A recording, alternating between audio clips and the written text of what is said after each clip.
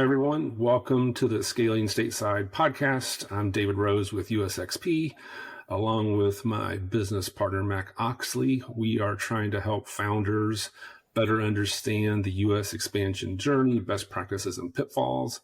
And we're having guests on the show regularly to kind of help tell those stories. And today we're very excited to have with us Dan Glazer from Wilson Sonsini.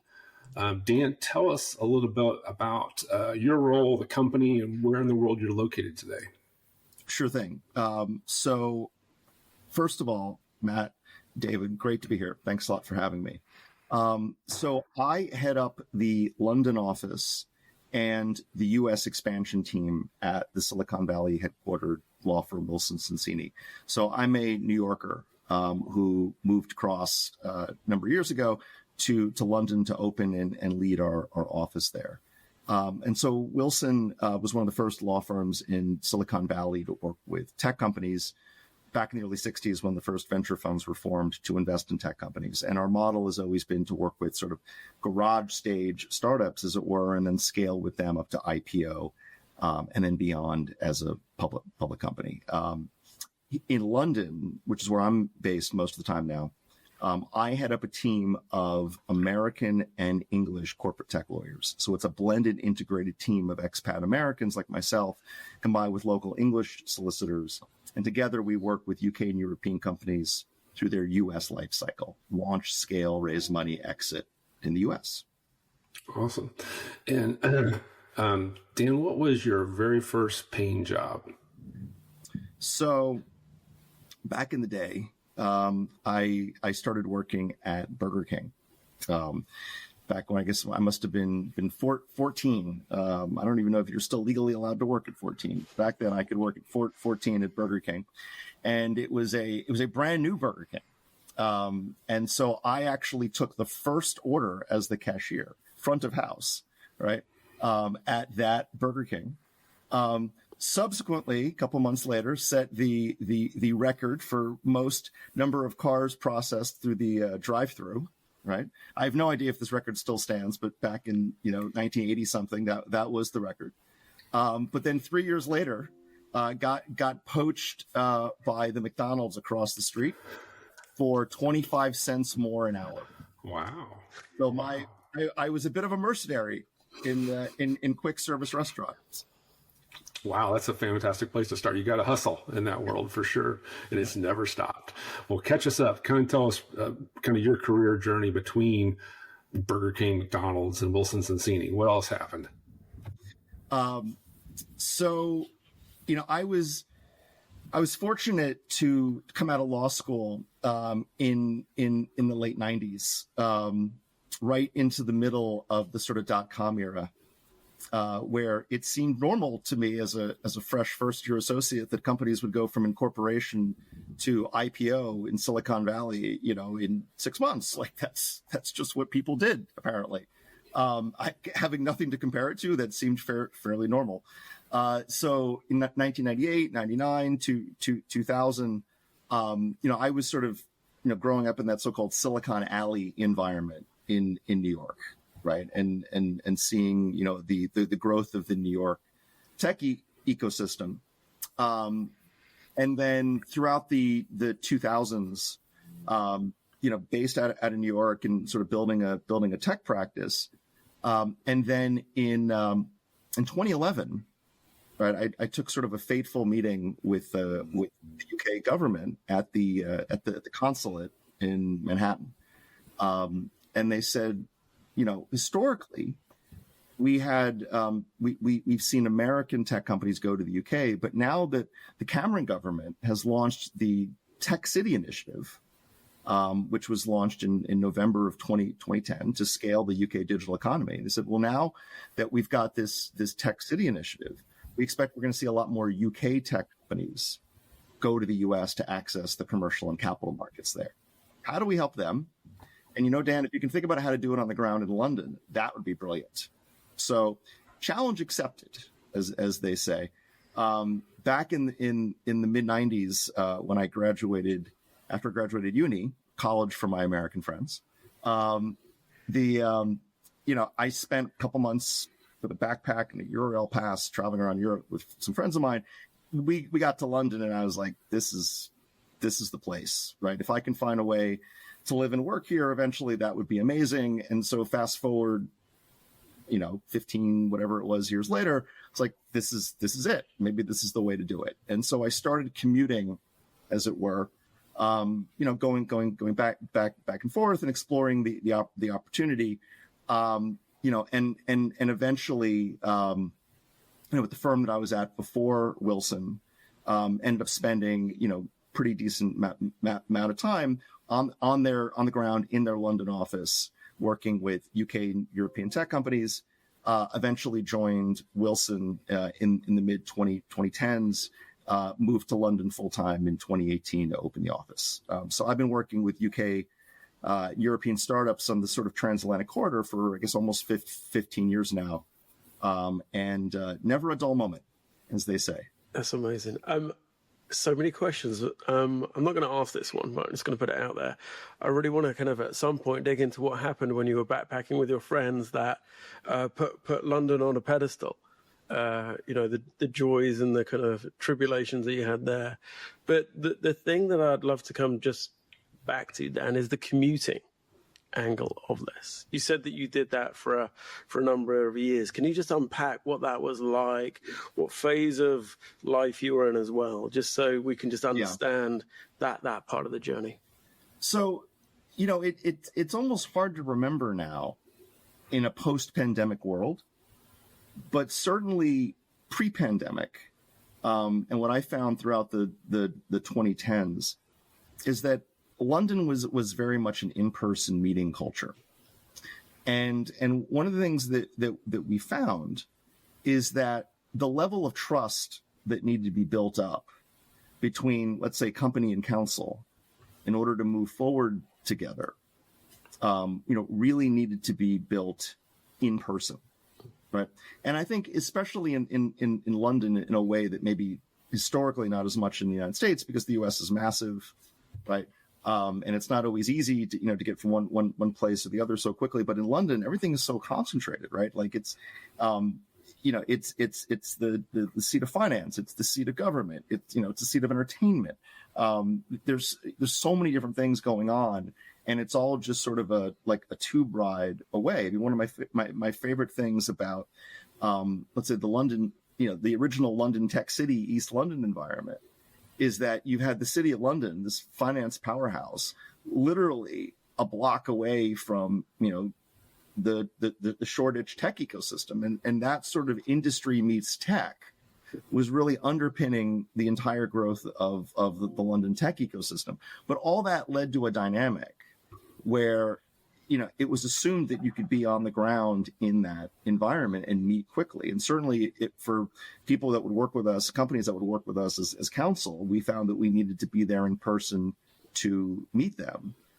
But on the other hand, it's having that connectivity with the United States, right? And being able to help the companies in real time navigate American fundraisers, navigate US expansion, navigate meeting the right commercial partners, investors, potential acquirers, whatever it is, that also is valuable, right? And so it was this constant balance of, in some respects, being in two places at once, right? Is being there on the ground to be credible, to be authentic, and to show the commitment to helping build the ecosystem, but at the same time maintaining the connectivity and the U.S. authenticity to help them succeed in the United States. And so until we had the office, that was always a bit of a juggling act, right? Of how to best do that. And then was it during that commuting phase, did that just kind of highlight your love for London, the desire to be there? Was that kind of just embellishing that feeling that you had, an association to the city? Was that a kind of progressive thing, or was it always I want to come here and put my kind of flag down and and be here? So, I will tell you, it was a pretty simple thought, which was, if you go back to the late 90s, as I mentioned, I was in that sort of Silicon Alley environment. And that was really the kind of the beginning of the New York tech ecosystem, right? And that kind of started up around, let's say, the Flatiron District and areas around that, and then scaled around Manhattan. And today, depending on the metrics that you look at, New York is either the second biggest startup ecosystem in the world or joint with London, the number 2 startup ecosystem in the world. I mean, it really is Bay Area, New York, London, and New York and London maybe number 2 joint. And one of the things that I saw about London pretty quickly in 2011 and 2012 is I was like, this reminds me of being in New York in the late 90s, right? And the buzz was just infectious, right? Because it was still a point where the tech ecosystem was really centered around Old Street Roundabout, the so-called Silicon Roundabout area. And, I remember you could sort of sit outside of Shoreditch Grind or be in Ozone, right, on Leonard Street. And people would just walk in or walk by, and you knew like half the people walking around if you were in the ecosystem. It was really early days. It was really still contained, but it was really buzzy. And there was just, it just felt like the sky's the limit. And remember, that was also when the Olympics were happening, which was, I think, a really special time in London's history. So you think about it, and like Cameron launches Tech City, the Cameron government launches Tech City in late 2010. You got the Olympics in 2012. And if you look at the venture investment into London tech companies, right, in 2010, these are figures from London and Partners, right? If you look at 2010, there was $100 million total invested into London tech companies, the year of the Tech City initiative. But by the time you get to 2021, the high watermark, there was 25 billion, which means that the 2010s was just the bull run hockey stick, as they say. And to be there kind of at the beginning and run with, go with that was, and on top of just kind of how buzzy generally London was in the tech ecosystem at that time, especially in the East London area, that was a special time and place. I remember vividly talking to people, like people at events, like people who had been in the Valley in the 90s or been in New York in the 90s. And we said to each other, like, we are going to be nostalgic for these times in like 15 years. Like, it was so clear that if this succeeded, right, these were going to be the sort of simpler times that we all remembered, the way that, like, in New York or the Valley, we think back to like the 90s. It was amazing to live through that. That's amazing. And how did you, I'm really interested, how do you portray that to your colleagues? Because you're obviously there representing a US law firm. You're kind of absorbing the excitement, the passion, everything that's going on. Was that difficult to translate? Talk us through that. So, at first, yeah, I think so. Look, if you got to think back, right? It's hard to it's hard almost to think about now, given how established the UK and broader Europe are in the global tech ecosystem. But think back to like 2010, 2011, and 2012. It was all pretty nascent, right? And it really was concentrated in Silicon Valley, Bay Area, and to some extent New York, and maybe a couple other places. And UK and Europe were just still finding its feet, its footing. And so, yeah, it wasn't the most obvious thing in the world to say, you know what, we're going to go to London and we're going to go build a tech practice. And we're going to do it is that we're going to help them, with US expansion, US fundraising, and US exit. Like back in 2011, not so obvious that was, the right answer. But I remember there were a couple inflection points. And I think my favorite one was in October of 2013, where the New York Times, back when the New York Times still, people consumed it mostly on paper, for those who might remember those days, right? That above the fold, right? And it was late October of 2013. Above the fold, there was an article entitled "Technology on the Thames," and there was a picture on that with I think it was Michael Acton Smith from Mind Candy at that point. And it was all about how the London tech ecosystem was growing, and it was going to become like the world's next big, startup hub. And, especially if you're a New Yorker, if it's above the fold in the New York Times, like, that means something, right? That's legit.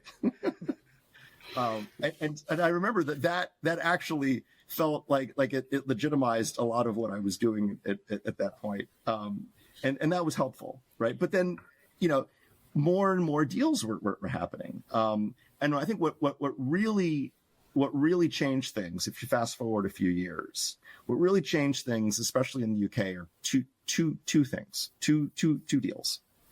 First one is when Andreessen Horowitz invested into TransferWise, now called Wise. And I think it was Ben Horowitz wrote a post about the investment.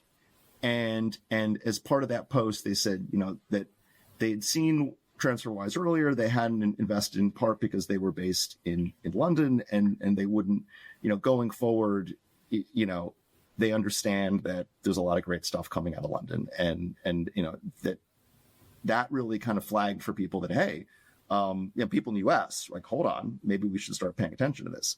I think the other one around that same time was when Improbable raised about $500 million from SoftBank, right? SoftBank and Andreessen, actually, I think it was.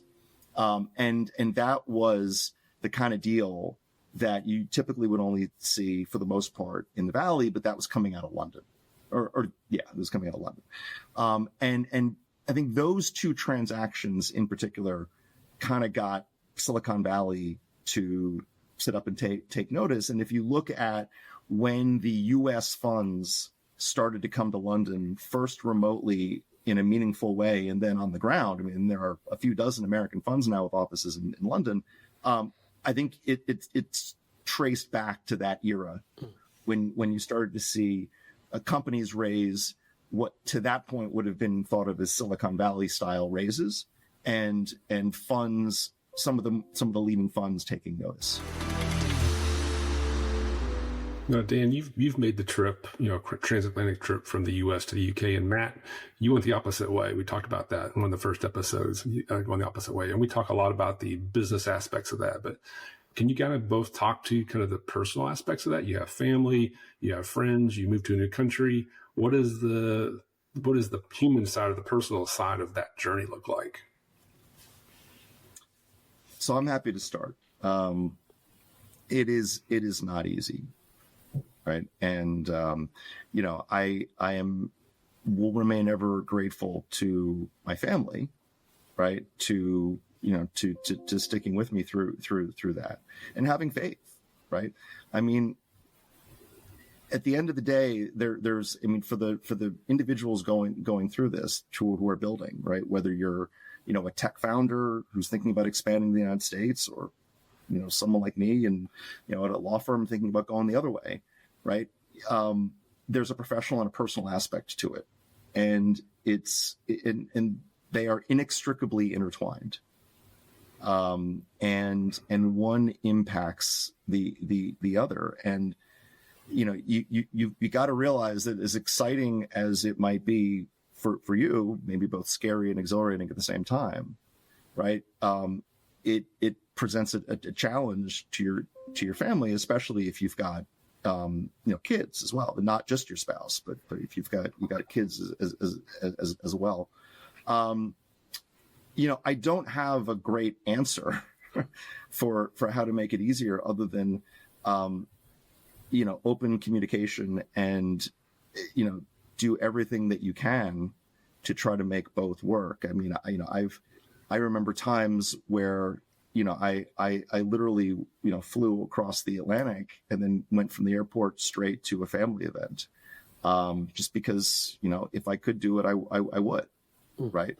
And, you got to recognize that as much as you may be focused on building your business, whatever that is, your primary love, right.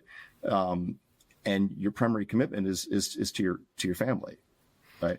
And finding a way to make both of those work is not easy, but is a worthy and a necessary endeavor.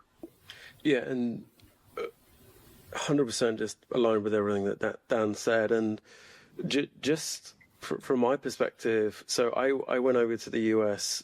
It was actually a month after that article came out in October 2013. So I went the other way as you were coming over, Dan. And the one rule that me and my girlfriend at the time, who's now fortunately my wife, had was all she had to do was say, "I want to go home." Because one of the things for me, and this is getting into a couple of kind of deeper conversations, is I never wanted anybody to feel trapped. This was my adventure. This was kind of like my aspirational journey. This was, I was driving it. And she was, accommodating and coming along and extremely supportive. But I never wanted her to feel trapped. And that was a huge component. And you stated it, brilliantly, which is it's about open communication. And that allowed us to have that open communication about it. Because there's no doubt about it, whether you're going, with a partner or you're going with a family, in your, backpack, you're putting the pressures from them. You're putting the pressures from the board. You're putting the pressures from the business and the opportunity and the journey that you're going on. So it is a lot. And I totally agree with you. There's no science behind this. There's no like rule book to follow. It's very much an art. It's a communication. It's collaborate around the problem, ensure that people are enjoying the journey as much as you, but also be aware. And I think this is the number one thing for me is you're going into a new environment that you need to learn, understand, and I think ultimately respect, because this is a different, culture, way of life, way of being. And I think absorbing yourself in that, to me, is the number one thing that I always state to founders is jump in with 2 feet, go and learn, be eyes wide open, learn American. I say it and it sounds stupid, but really take the time to do that. Because that's going to be a couple of steps up in your personal, professional life. If you're doing that with your spouse, your partner, that's going to be a great thing that you learn and enjoy and can be fruitful around together. And also, it's fun. That should be fun, learning these things. So that's certainly kind of, my mental model as I went in. I mean, I was naive. I was, I had 2 suitcases and my wife. That is all we had. That's all we had. And then you're just building the foundations from there. Yeah. I mean, one of the things that I found is that prioritizing your family is actually prioritizing the business. Because if let's say that you move, or like when we moved full time to the UK, if the more settled that they got, the easier it was for me to focus appropriately, right? With a good state of mind on the business, right? And I think that sometimes I think that gets overlooked. That you're all focused on the business as you're building, not you personally, but one is focused on the building business, but you've got the rest of your family that's getting adjusted to this new environment. And the more that you make sure that they're adjusted, what I found is that the easier it was once I knew that they were in a good place, right, to be better in the professional battle. I totally agree. And I think, again, this is part of this podcast and I feel extremely passionate about doing, which is elevating that human conversation. Because the conversation we're having now doesn't happen at the board level, probably doesn't happen at the founder level. It's very introverted. And what we've got to do is we have to elevate that. So therefore, people are prepared. We're talking about it. We're discussing it. And therefore, founder well-being, founder health is therefore elevated. Family well-being and family health is therefore elevated. So it's just great that we're kind of, starting the conversation. Okay, and making it, I think, applicable and available for everybody to have this dialogue when they are thinking about going over and being open about it. Now, you guys have both made the journey, and I think on the surface, right, from UK to US or US to UK, everyone speaks English. Probably watch a lot of the same TV shows growing up. Seems pretty similar. But what were the biggest cultural differences on the ground? Like once you landed, what did you discover that was like, oh, this is actually different? What were the things that stand out? Well, the first time I landed, I found out pretty quickly you don't take a taxi from Heathrow into Central London. But there's that. But yeah, I mean, I will say that living in a place and visiting a place are two very different things, and deciding to build your life in a new place, in a new country is very, very different. But what I will say, I think to start, is that don't assume that product market fit on one side of the Atlantic means that you have product market fit on the other side of the Atlantic, right? It doesn't all translate equally, even if it's called the same thing on either side of the Atlantic. It may not be the same thing, and that's one of the things that we learned. I in particular learned coming to the UK is that the approach to consuming legal services is just very different in the UK than it is in the US. And it took me a little while to figure out why. I mean, I eventually did figure out why, which was, I think, helpful to build the business. And the why is just simply the litigation environment, right? Is that, in the UK, you have this loser pays environment, and a loser pays environment on legal fees means that it's less likely to have lawsuits. In the US, each side bears its own costs, which means it's more of a litigious environment. And that means the role of the lawyer is very, very different. It's actually built into the language, right? And it took me a little bit to understand this, but right, like in the UK, like the language that you use for hiring a lawyer is that you instruct a lawyer, you tell them what to do.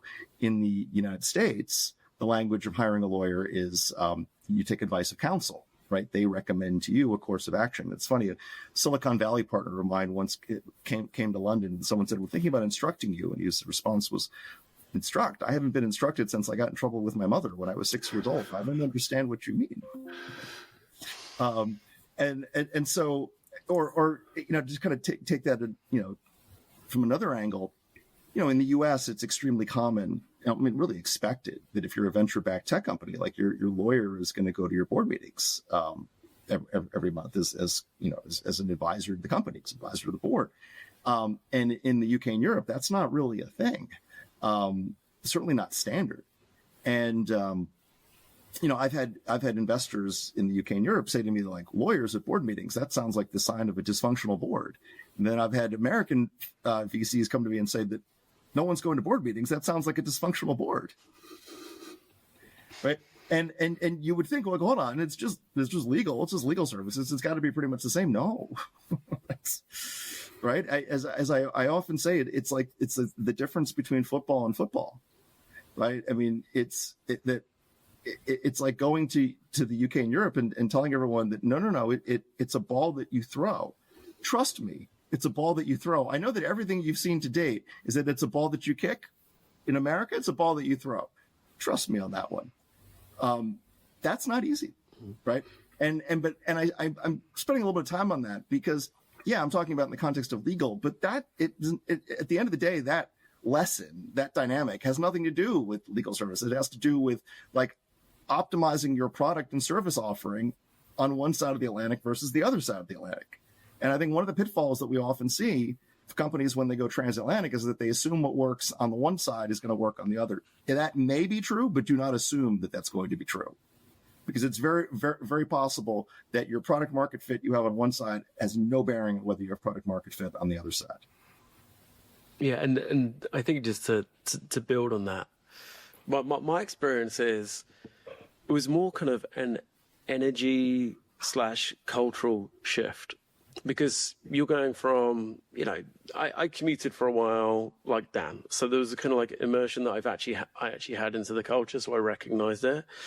But you're actually going from maybe a computer says no, kind of mentality in the UK where everything's safe, risk averse, got to put it through the models, to the exact opposite, which is, hey, the opportunity's not big enough, right? You only want that amount of money. It's like the amount of innovation, desire, capital, I think just passion that is in that, commerce and startup and venture world. To me, it's addictive. It really is. But you've got to play that game. You can't play your game that you're used to in the UK. And I think the key thing is you got to adapt, and adjust, and then recognize what you're adjusting to. And the way that I describe it is I had to build an American version of Matt. I had to build Matt, the character, the American. So who is he?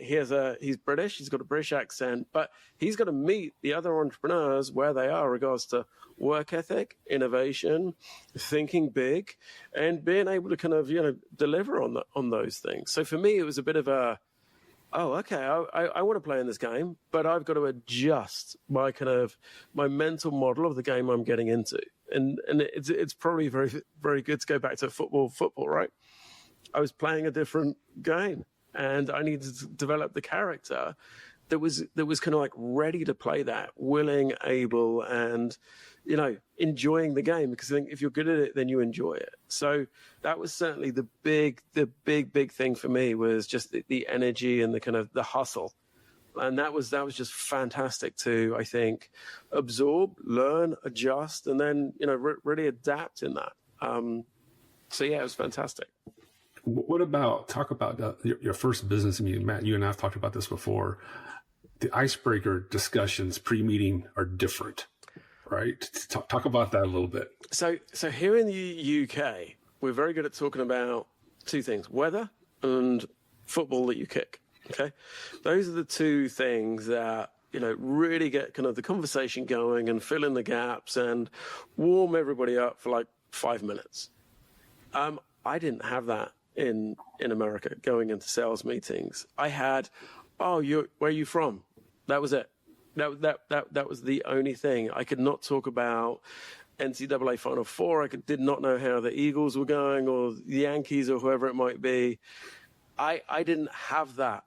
So I needed to go away and learn it. And again, this is respect, adjust and adapt, right? I needed to respect the culture that I was in, adapt it and adjust. The other element that I really needed to understand was the significance and importance of universities and higher education.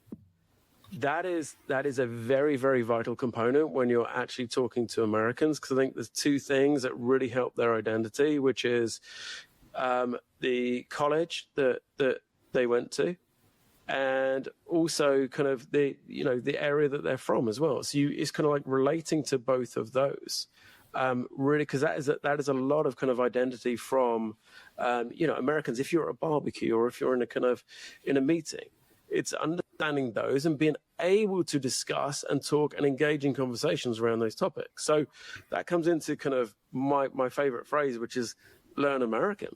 And I think learn American is just respecting the culture that you're doing business in and understanding it. So yeah, it's funny. It's funny you say about the academic credentials, Matt, because I've been on stage with Dan. I have done live events. I've done webinars, and I only know this, but I've never heard him say it in 3 years. Dan graduated from Harvard Law School, and he's never once said that in the UK. In the US, I wouldn't know that. That's just an example about that. That's a big deal. But you've never said it once, Dan, in any events I've ever done with you. But if you're in the US, it would probably come up at some point. It never comes up in the UK. And Matt, I totally agree with you about both of those dynamics, about the university or higher education and place that you're from. In most American conversations, certainly in most American business conversations, those two topics are pretty much front and center, and they never come up. Especially the higher education point never comes up. Well, we're impressed, Dan, if it helps. Thank you. Okay. How did you bring it up? You did. I brought it up. It was definitely me, but it needs to be brought up. It's a big deal. It's pretty great. What about business in the U.S.? I've heard things about it being very different in the UK as far as like getting introductions or like transactional versus personal. Talk through those dynamics in both markets. Yeah, I mean, I will say that certainly in the United States, the warm intro, I think in all settings is pretty important. I do think in general, it tends to be a little easier culturally to get meetings, whether it be with customers or whether it be with investors. So I think, again, I don't want to trade too much in stereotypes, but I do think that there's an entrepreneurial edge to the United States generally, where whether you're a customer in that context or an investor in that context, you've got a little bit of FOMO, right? Like you don't want to miss out on the potential opportunity that could help you with a big win, right? Whatever that win looks like in the context of being an investor or a customer. And so you might be more inclined to take the meeting, but then quicker to just sort of pass if it's not for you. Whereas I think in the UK, it's a little bit harder to get the meeting, but once you do, it's maybe a little bit easier to kind of go from there. And what the warm intro does is it just makes it that much easier to get the meeting, because you end up trading on trust, right? That if someone is willing to say, I am going to put a little bit of my personal capital on the line to vouch for this company, and that individual is in the investor or the customer's, trusted network, that means something, right? That, like, in the Valley, that's the currency of the realm. And so the stronger that your network is and the more that you're willing to pay it forward, the faster that you can go in the United States. Now, look, in the UK tech ecosystem, there's some of that as well. Don't get me wrong, but the US is very practiced in it. And that has been the approach, certainly in tech business in the US for generations. And I've seen that as well. It's the university that you go to. You ask anybody from your alma mater from that university to introduce you. The likelihood, 80% they're going to do that. If you're from the same sorority, I didn't even know what a sorority was before I went, but now obviously versed in it, you can go to the members of the sorority, hey, can you hit me up and introduce me to XYZ? I see that you're connected. Again, that to me is part of the open ecosystem that is more in America versus a closed ecosystem that does operate, from my perspective anyway, in the UK, you're less likely to do that. The second thing I'd say is I think Americans are much more drawn to innovation and getting behind ideas. And I think that's because I think it's two reasons. One is I think they want to kind of be behind that for their kind of career trajectory. The secondly is I think that's almost part of the American, DNA as well, which is innovation, American dream, let's support it. What's the worst that could happen? Which is kind of like a difference of how we actually tolerate and think about risk. Americans are very much like, go for it. Hey, got you. British people tend to be a little bit more like, oh, I've done the calculations and maybe we shouldn't do that. So I think these, again, are just kind of like the swing kind of the cultural perspectives, if you like. And I think, again, it's just being aware that they exist and then like learning and evolving through that. So I totally agree. I want to pick up on what you said about the American DNA, because I think it's perceptive and it's an important point to keep in mind.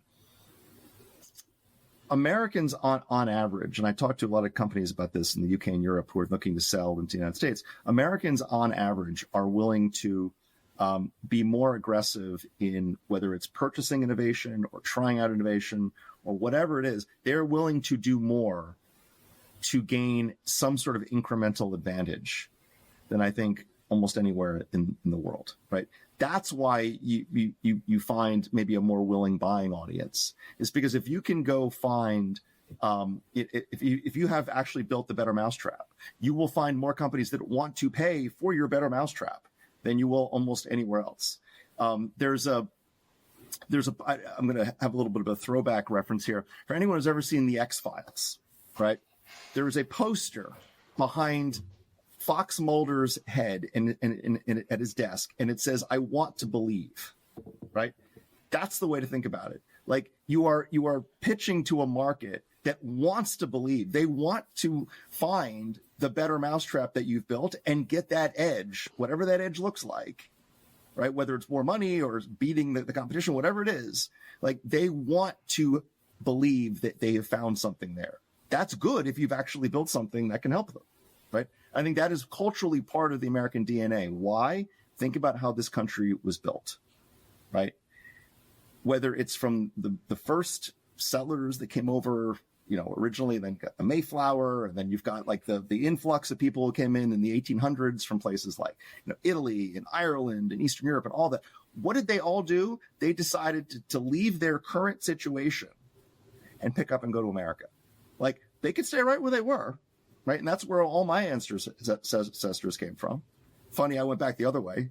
They'd be fascinated to know that. But, they all picked up and said, we could stay here, but we're not going to accept that. We're going to go do something new and different. We're going to go to America. That's how the vast majority of Americans got to America, at least if you trace back to where they all came from. With limited exceptions, they are tracing back to people who went there from somewhere else. And that truly is part of the DNA, is making it work, right? And getting an incremental advantage in a new dynamic rather than just sort of like remaining in the old one, for better or for worse. Now that you guys have both made the move, I was kind of curious, what kind of support did each of you get from your companies, boards, investors when you made the move? How did that look, support-wise? So, I mean, shout out to Wilson Sonsini. I mean, they've been incredibly supportive of, the London office, of me personally, everything from the time that, we were thinking about building the office to, signing off on it to scaling it. That's crucial. I mean, I think of in that context, it's a little bit like, if you're a startup founder, like reporting to your board or reporting to your investors, right? You got to make sure that they're behind you and that you are rewarding their trust, right? At all times. And so, without getting into sort of, deep dive specifics, I just, I always have felt from the beginning that the broader US team has our backs in London, and that's huge. Yeah. And what about you? I think Opal was a bit too early when I went to the US to fully support, dare I say it, financially. We were still in the kind of throwing things against the wall and seeing what would stick. But the thing that I'm always kind of grateful and gracious for is just the moral support, from my business partners that are my friends.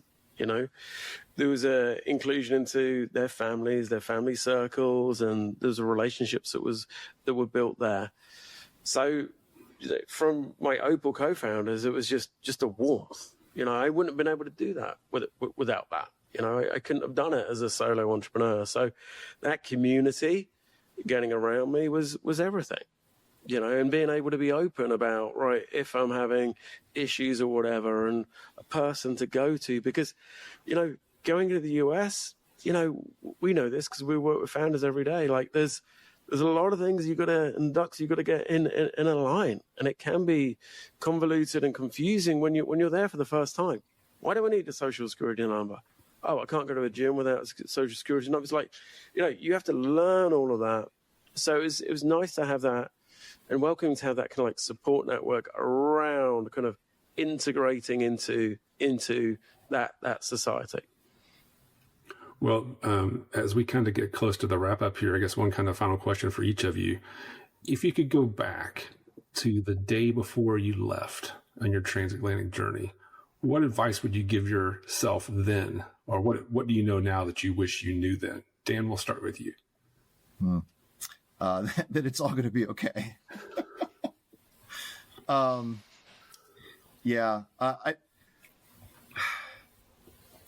What I would tell myself going back then is just be patient. The old saying, Rome wasn't built in a day. I guess another saying is that you'd be surprised at how what little that you can accomplish in a short period of time, but how much you can accomplish in a long period of time. Just sort of steadily keeping at it day after day over years, you know, I mean, I'm pretty pleased at kind of where we've gotten to 7 years later. But I think if you had told me in, you know, the summer of 18, I would have been like, well, it's all got to be done right now. Right.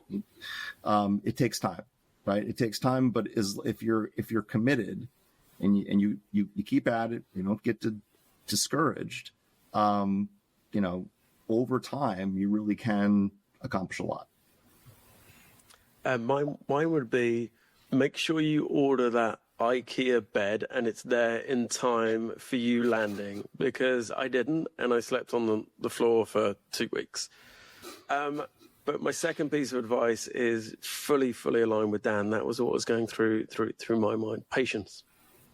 I think as an entrepreneur, as somebody that's starting something, you're going into a new country, new environment, you want it immediately, but I think just enjoy the journey, enjoy these chapters, enjoy learning, enjoy immersing yourself in that culture. I think, you know, I can only speak for myself. I feel like I'm just so much better as an individual, and, you know, hopefully, you know, to people that are close to me through going through those chapters and that adventure and learning.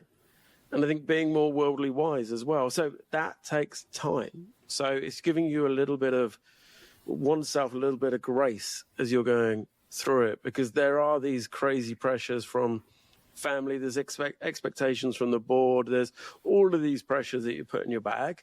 And it's like, right, I want to fix them tomorrow, but it's just reminding, look, this could be a long run, okay? And this could be done over time. And I think if you give yourself time, you're going to enjoy it more. So that's what I would say to myself. IKEA, time.